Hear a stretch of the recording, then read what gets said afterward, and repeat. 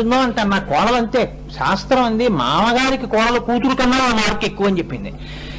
కోడలికి కూతురికి కూడా చీరలు కొనాల్సి వస్తే సంక్రాంతి పండక్కి 1000 రూపాయలు పెట్టి కూతురికి కొంటే 1000 రూపాయలతో కోడలికి ఎప్పుడు కొనకూడదు, 1100 పెట్టి కొనవలసిందే.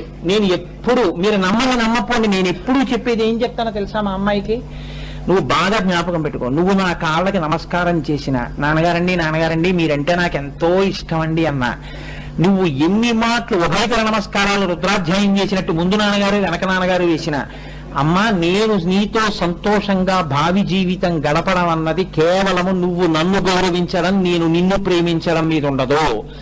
నువ్వు నీకు పెళ్ళైపోయి మీ అన్నయ్యకి పెళ్ళైపోయిన తర్వాత ఈ గుమ్మంలోకి రాగానే ముందు నాన్నగారు అని పిలవకు, అమ్మ అని పిలవకు, వదినా అని పిలువు. వదినా బాగున్నావా అని అడుగు. వంటింట్లోకి వెళ్ళి వదినతో కలిసి ఉండు, వదినతో కలిసి బజారుకి వెళ్ళు, వదినతో మాట్లాడు. నువ్వు నాన్నగారండి